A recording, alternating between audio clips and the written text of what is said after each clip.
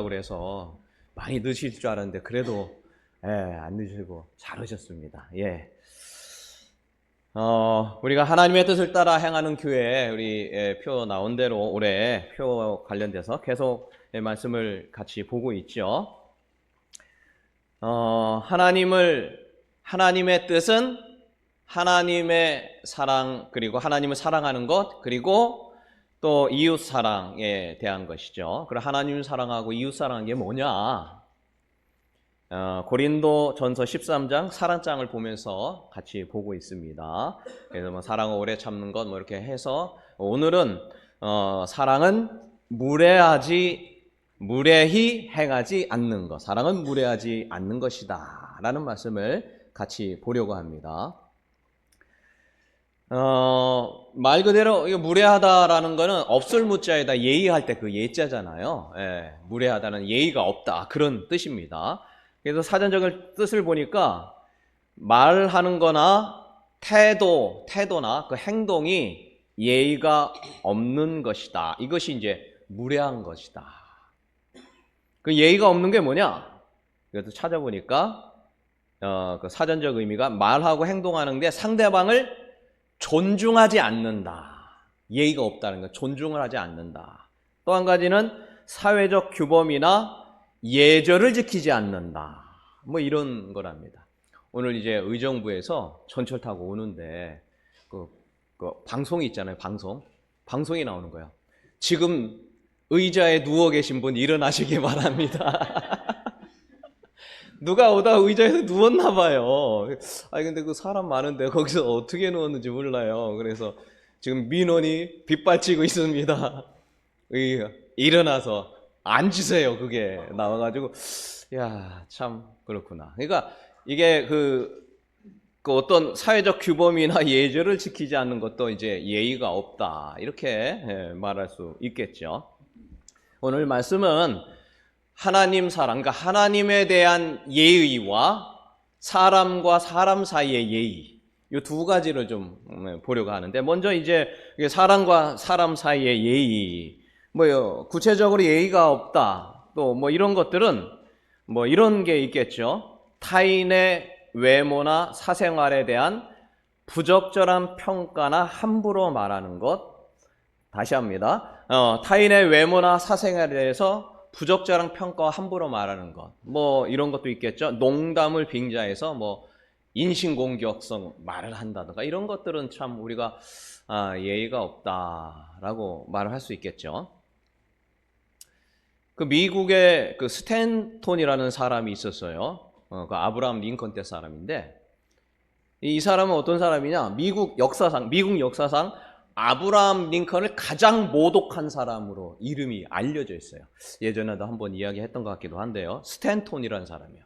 아브라함 링컨. 그 존경받을 사람 아브라함 링컨을 그렇게 모독한 사람으로 이제 이름이 기록이 남았어요. 이게 어떻게 모독했냐? 링컨을 향해서 저급하고 교활한 어릿광대다. 막 이렇게 공개석상에서 얘기했고 또 고릴라의 원종이다. 얼뜻 보면 좀 약간 좀 그래 보일 수도 있는데 어쨌든 뭐 그런 말을 서슴없이한 사람이 바로 이 스탠톤입니다. 링컨이 대통령에 출마하니까 스탠톤이 그 링컨의 그 턱수염하고 수염을 보면서 고릴라 대통령을 세울 바에야 아프리카 가서 고릴라 한 마리 사오는 게 낫겠다. 고릴라 사오는 게 참 그게 공개석상에서 할 얘기입니까? 대통령 할 사람한테. 그러니까 이게 아마 농담을 빙자한 뭐 인신공격, 그 예의 없는 거죠. 이런 어떤 그 인신공격의 말을 막 스탠톤이라는 사람이 막 퍼본 거예요. 그런데 참 놀라운 게 아브라함 링컨이 대통령이 되고 스탠톤을 국방부 장관 자리에다 앉힌 거예요. 뭐 사람들이 다들 놀란 거죠. 그래서 이제 참모들하고 주변 사람들이 묻는 거죠. 링컨을 그렇게 욕하고 무례하게 했던 이 사람이 어떻게 그렇게 그냥 가장 중요한 자리에 이렇게 올려놓습니까? 앉힐 수 있습니까? 해가지고 이제 충격적인 어떤 그런 거로 이제 물어본 거예요. 그러니까 링컨이 이제 담담하게 얘기합니다.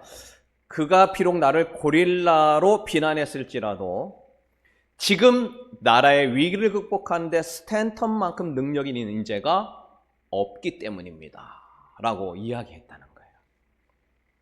그래서 우리가 이게 무례함과 무례함을 어떻게 우리가 극복해야 되냐라는 걸 아주 극명하게 보여준 그런 예다라고 할 수 있겠죠.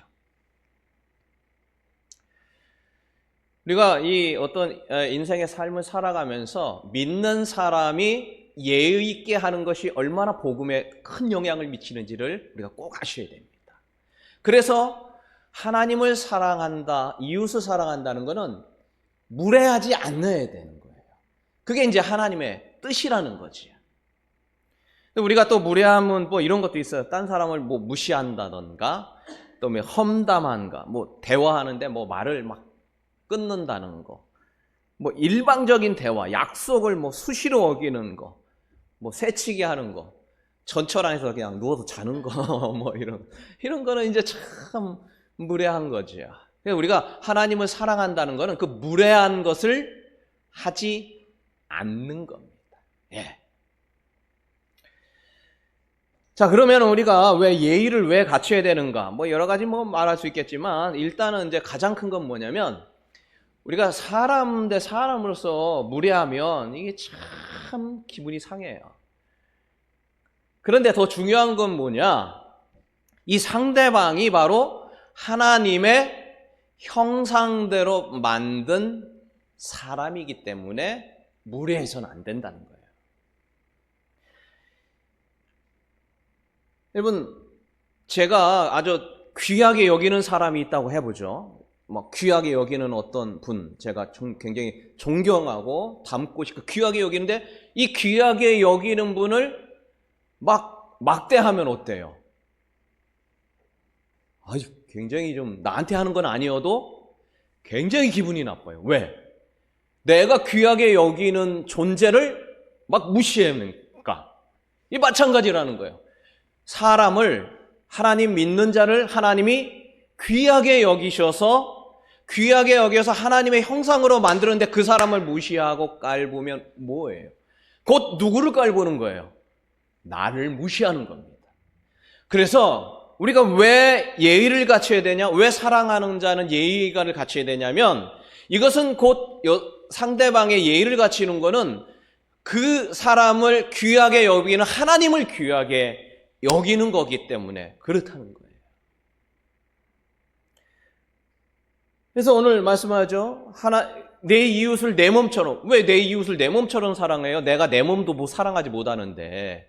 왜냐하면 하나님의 형상으로 이웃을 하나님이 만들었기 때문에. 그래서 이웃을 사랑하죠. 오늘 우리가 말씀을 읽었죠.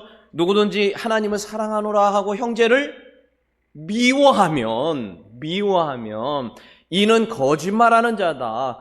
보이는 바 형제를 사랑하지 않으면서 보이지 않는 하나님을 어떻게 사랑하는 거냐. 이게 다 같은 맥락인 거예요.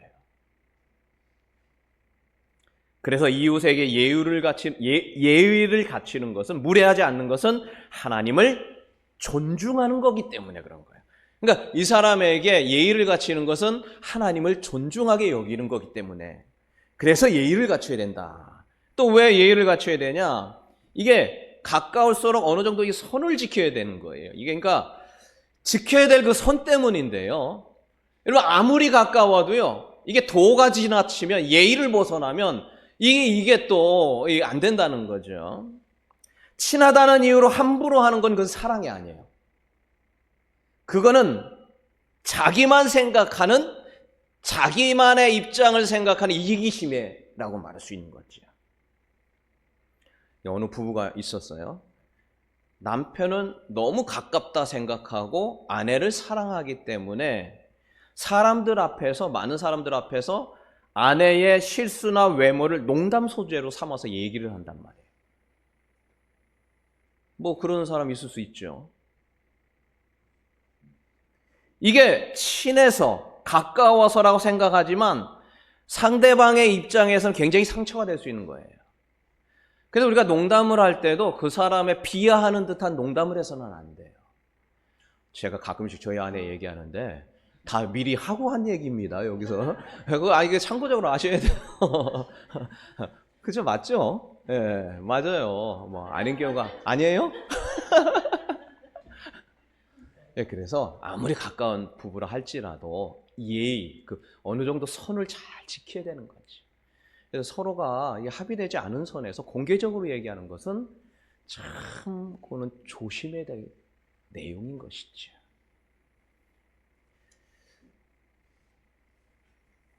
예, 그래서 우리가 가까울수록 지켜야 될 선이 있기 때문에 그래서 이제 예의를 갖춰야 된다.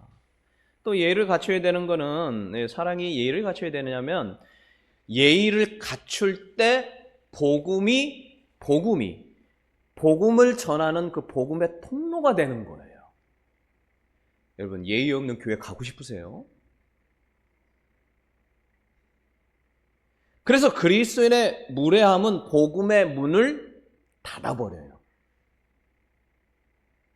뭐 예를 들어서 이 교회 안에 우리가 여기 그런 분이 안 계셔서 제가 하는 얘기예요. 직분이 어떤 굉장한 위치라고 생각을 한다고 생각해보죠. 그래서 내가 어떤 위치에 있으니까 이제 막 오는 사람 또는 무슨 사람한테 막 한다고 생각해보세요. 그럼 이런 교회 다니고 싶으세요? 이게 복음의 문을 닫고 믿음 없는 사람들을 완전히 참 그렇게 만드는 거예요. 저도 제가 목사라고 해서 여러분을 막 무시하고 막 명령조하고 회사처럼 하고 안 들으면 안 될 것 같이 한다면 누가 교회를 나오겠어요? 복음의 문이, 말씀의 문이 닫혀버려요.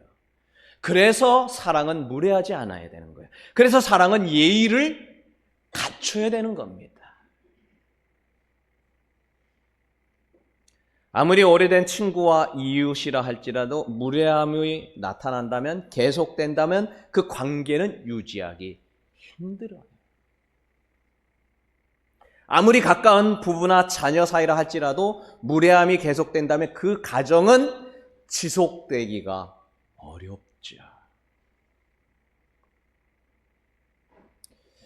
여러분 옆 사람과 한번 이야기합시다. 우리 무례하지 않은 예의를 지키는 우리가 됩시다. 옆 사람 시작. 예의를 지키는 우리가 됩시다.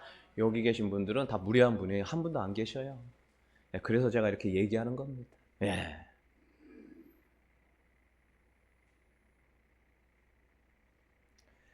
자, 두 번째입니다. 두 번째는 이제 사람이 어떤 관계 속에서 무례하지 않는 것이 이제 사랑하는 거, 예의를 지키는 것인데, 이게 또 하나님과의 관계에서 예의를 지켜야 돼요. 하나님과의 관계에서 주님은 나의 최고봉이라 쓴 묵상집을 쓴 오스왈드 챔버스의 글이 있습니다. 그래서 성경에는 무례한 행동을 따라서 합니다. 방자한 행동 따라서 합니다. 방자한 행동.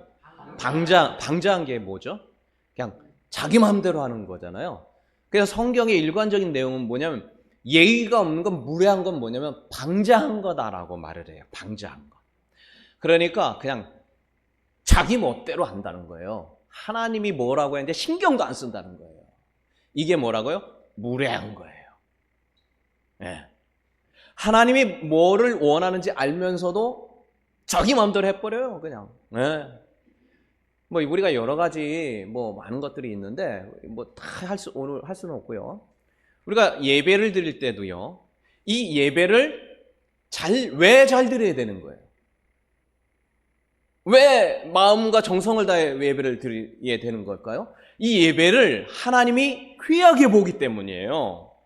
이 예배를 통해서 내가 원하는 뜻을 목사를 통해서 전달되기를 원하고, 이 어떤 예배와 분위기 속에서 하나님의 인도하심을 성령을 통하여 알게 하기 때문에 평상시도 할 수 있지만 우리 그래서 이 예배를 귀하게 봐요. 제사를 귀하게 봐요. 근데 이거를 아무렇게나 여기는 거는 하나님을 존중하지 않는 거예요. 무례한 거예요. 그래서 사무엘이 와서 예배를 집례해야 되는데 사울이 와서 해가지고 이게 방자하다라고 나와요. 자기 마음대로 결정을 해버려요. 그래서 결국에는 왕으로부터 그걸 이게 그냥 이후에 다 죽음을 당하잖아요. 거기 그 자녀들하고. 이게 무례한 거예요. 누구에게? 하나님에게. 하나님이 그렇게 제사와 예배를 중요하게 여겼는데, 에이, 뭐 내가 해도 돼. 이렇게 여긴 거지. 무례한 거예요. 영적인 무례입니다. 그래서 오늘 예배할 때 이 예배를 귀하게 여겨야 됩니다. 그래서 예배 시간에 이거 뭐 떠드는 분 안 계셔서 하는 얘기, 떠들거나 딴 거 하거나 이렇지 않도록 조심을 하셔야 됩니다. 그래서 시간을 오늘 또 매번 일찍 오시다가 오늘 마라톤 때문에 늦게 오셨는데 또 이게 또 어떻게 또 맞아가지고, 근데 평상시에 잘 지키는데 늦지 않게 오셔야 돼요. 여러분, 우리가 이게 기본 에티켓이라고 합니다. 어떤 귀한 분과 만나고 정말 중요한 분과 만나는데 약속을 어겨. 그러면 그게 어떤 느낌이에요? 상대방은? 물론 여러 가지 특수한 상황이 있는 거는 어쩔 수 없지만 그분에 대한 무시가 돼버려요. 예의가 없는 거죠. 그래서 그를 사랑한다고 하는 것, 우리가 말씀대로 따라간다는 것은 그 시간을 잘 지키기 위해서 노력을 해야 돼. 근데 어쩔 수 없는 상황들은 다 있을 수가 있어요. 그런 경우는 어쩔 수가 없지만, 그래서 우리가 예배를 잘 드린다는 것은 시간을 잘 하도록 내가 잘 준비하는 것이죠. 우리가 예배 시간에 다른 거 하지 않는 것도 굉장히 중요합니다. 핸드폰 자꾸 보거나 그것도 하지 마시는 것이 좋아요. 그리고 예배 시간에 이렇게 조는 거 어떨까요? 저는 괜찮아요. 저는 조는 아이들 하도 보고 연단이 돼가지고요. 절반 이상이 졸거든요. 중학교 아이들은. 거기다 그것도 막 해요. 저는 괜찮은데 이게 하나님과의 관계 속에서 졸지 않도록. 그래가지고 주일날 안 졸게 하기 위해서 최선을 다해서 토요일날은 좀 일찍 자고 이렇게 하는 것도 중요합니다. 제가 이제 부목사로 사역하는데 그 교회에 한 권사님이 계셨어요. 이분이 참 믿음이 좋은 권사님이신데, 근데 딴 때는 잘 하시는데 예배 시간은 맨날 좋으시는 거야. 그것도 저 뒤쪽에 앉아 졸면 좀 덜 하는데, 왜 이렇게 맨날 지금도 기억나요. 요 자리에 요 자리에 맨 앞에 앉으셔가지고 제 설교할 때만 조는지 모르겠는 건데 부목사들이 돌아가면서 설교를 했는데 여기 앉아가지고 시작할 때부터 끝날 때까지 조르는데 신기한 거는 설교 끝나면 바로 깨시더라고요. 그것도 아주 정확해요. 바로 깨셔가지고 그것도 놀랍다. 여기 앉아도 매번 졸려. 근데 그게 제가 상처가 되는 거예요. 내 설교가 그렇게 졸린가. 그래가지고 새벽에 졸지, 주일날 오후는 다 졸아요. 도대체 왜 그러신가 그런데 어느 날 이제 신방을 그분께 간 거죠. 갔는데 알고 보니까 이분이 정신적인 그 우울증적인 그 약이 있어서 약을 드셨던 거예요.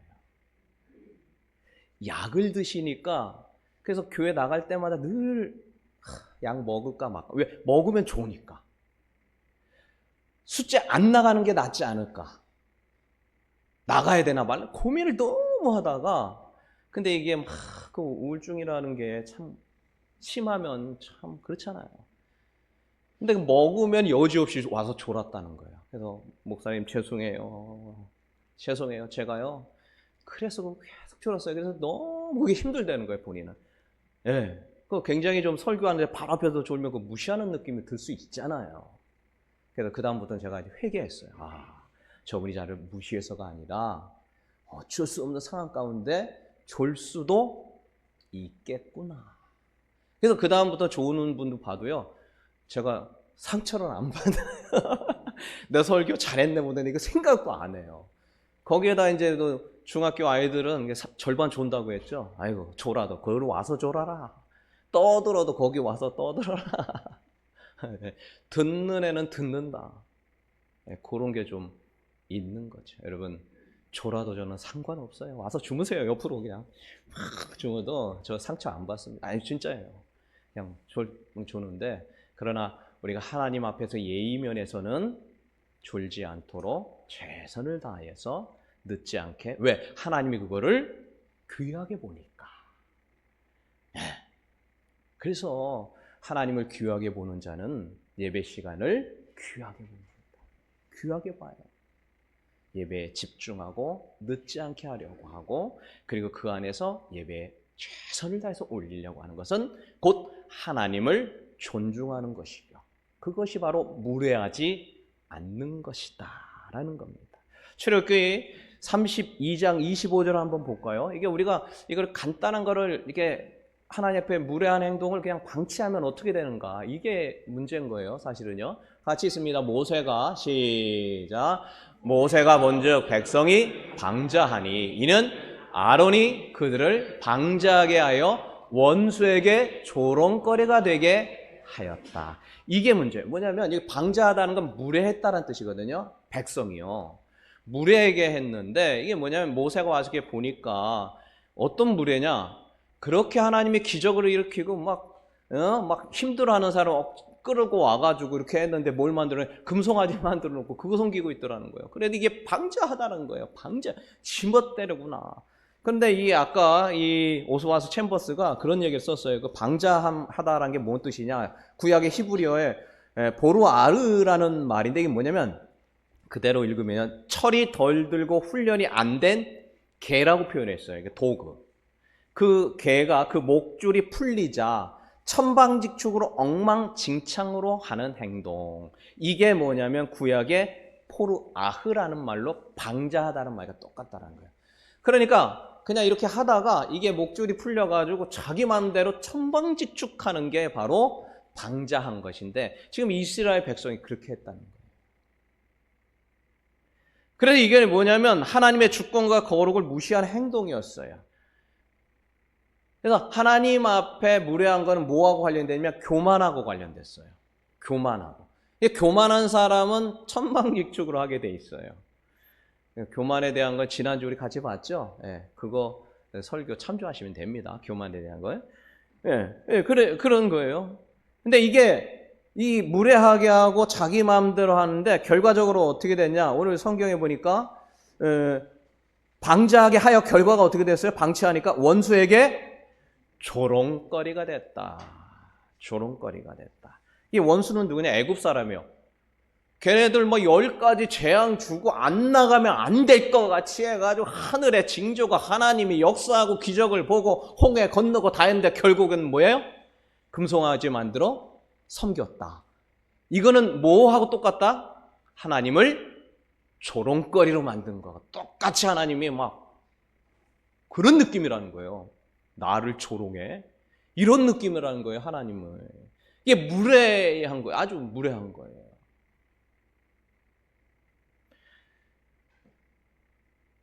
하나님의 이름을 조롱하게 만드는 것, 하나님의 얼굴을 부끄럽게 만드는 행동, 하나님의 한 모든 역사와 기적을 아무것도 아닌 것처럼 만들어지는 행동이 뭐라고요? 이 무례한 것이죠. 하나님에 대한 무례예요. 그래서 우리가 참 예수 믿는 사람들이요, 참 조심해야 될게요. 우리가 어떤 직분을 갖고 있을수록 더 그렇고, 믿는 자일수록 참 하나님의 얼굴을 부끄럽게 만들어서는 안 돼요. 우리나라 그 초대 이승만 대통령 잘 아시죠? 이분이 참 각자 생각이 다를 수 있는데, 그래도 기독교 정신으로 자유민주주의를 이렇게 이 안에다가 건국에 이 안으로 넣었던 분이고, 기독교에 기반하여 독립운동을 펼쳤고, 그래서 기독교계에 아주 높은 지지를 받은 분이었는데, 참 안타깝게도 이 좋은 일을 많이 하셨지만 장기 집권과 독재 욕심에 의해서 결국에는 부정선거를 하게 됐죠. 4.19 혁명으로 물러나게, 이런 것들. 그러니까 하나님의 보시기에 이것은 방자한 일이에요. 아주 무례한 거죠. 전직 대통령인데 장로라는 직분을 알려진 분이 계셨어요. 근데 몰랐어요. 잘하는 자. 근데 알고 보니까 뭐예요? 뇌물죄와 벌금과 뭐 해가지고 그 들어가셔서 사신 거죠. 하나님의 얼굴을 정말 부끄럽게 한 거죠. 그래서 이게 그런 게 있어요. 우리가 예수 믿는다고 공공연하게 알려진 사람일수록 이게 하나님의 얼굴을 부끄럽게 하기가 쉬워요.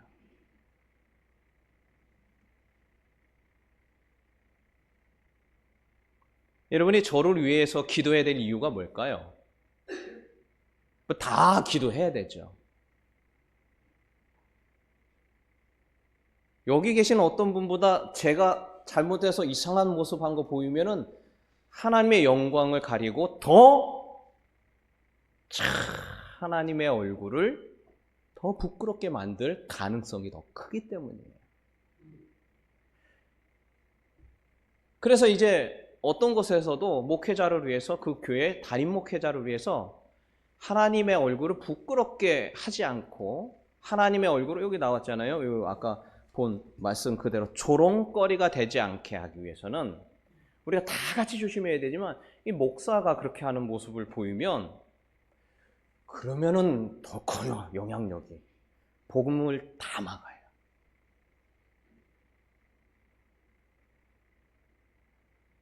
뭐 이거 자꾸 뭐 이것저것 얘기해봐야 다 공공연하게 알고 있는 거죠. 그래서 우리가 예수 믿는 사람으로 알려진 사람일수록 영향력을 주는 사람일수록 참 조심해야 됩니다.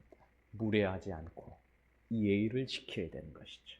오늘 이스라엘이 그걸 못한 거예요. 하나님의 뭐 기적이 세상에 전후로 한 번도 없었던 10가지 재앙을 다 보여줬는데 그거를 다 무색하게 만들었어요. 누가? 이스라엘 백성들이요.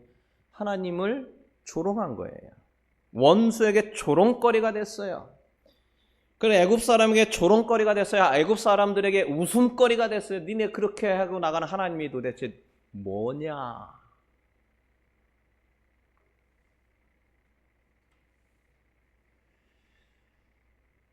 그런데 민수기 14장에 보니까 또 약간 이거 좀 비슷한 게 있는데, 이 뭐냐면 이게 하나님이 가나안 땅을 갈 만한 능력이 안 되는 거예요. 니네 가지 마. 근데 가겠다고 또 그렇게 하는 장면이 나요. 억지로 갔다가 거기서 하나님이 이기게 해주려고 다 했던 민족한테 패하는 일이 나와요. 네. 이건 뭐 하나님께서 다 준비해서 막 승승장구할 것 같았는데 거기도 패해요. 그러면 그 패하고 이긴 사람들은 에이 쟤 별거 아니네, 하나님 믿는 사람들, 이렇게 생각할 거 아니에요. 이게 또 방자에 행했다고 나와요. 민수기 14장에 방자에 행했다는 거야. 내가 분명히 가지 말라고 했잖아. 하나님의 이름을 실추시켰다 이거예요. 무례한 거였죠. 뭐 보면 여기저기 나와요 또. 그런데 이 무례함의 근본적인 원인은 뭘까요 도대체? 성경을 같이 한번 보는데요. 잠언 29장 18절. 이거 같이 한번 있습니다. 묵시가 시작. 묵시가 없으면 백성이 방자히 행하거니와 율법을 지키는 자는 복이 있느냐. 묵시가 없기 때문에 방자하다는 거예요. 무례해진다는 거야. 하나님 앞에 무례해진다는 거예요. 이 묵시는 뭐냐? 하나님의 말씀과 계시예요. 하나님의 말씀이 나를 지배하지 않는 거예요. 하나님이 주시는 계시, 하나님이 주시 뭐라고 한지를 내가 늘 염두에 두지 않기 때문에 이런 행동들이 나온다. 그래서 모든 근본의 무례함의 근본, 하나님에 대한 무례함의 근본은 말씀을 떠나 자기 생각대로 하는 것이 바로 방자함의 근본 원인이다. 우리 말씀을 마칩니다. 하나님의 뜻은 하나님을 사랑하고 이웃을 사랑하는 거예요. 성경 창세부터 계시록까지 다 그 얘기입니다. 그럼 하나님 사랑하는 게 뭐냐? 이웃 사랑하는 게 뭐냐? 오늘 봤습니다. 사랑이라는 것은 뭐냐? 무례하지 않는 거예요. 하나님에 대해 무례하지 않는 것이고 이웃에 대해 무례하지 않는 것, 예의를 갖추는 것입니다. 왜 우리는 예의를 갖춰야 되느냐? 상대방이 하나님의 형상이기 때문에, 또 가까울수록 또 인간관계에서 선을 지켜야 되고요. 예의를 갖출 때 복음의 통로가 열리기 때문이다. 그리고 하나님에게 방자히 행하는 것은 원수에게 조롱거리가 되게 만드는 일입니다. 우리가 작은 거 하나라도 예배와 하나님이 귀중하게 여기는 말씀, 이 모든 것들을 우리도 같이 귀중하게 여기는 것이 바로 예의 있는, 하나님에게 예의 있는 삶이라는 것이죠. 우리 속에 이와 같은 무례하지 않는 그 사랑의 은혜 모두가 주님 안에 살아가고 하나님의 뜻을 이루는 우리 모두가 되기를 주의 이름으로 축원합니다.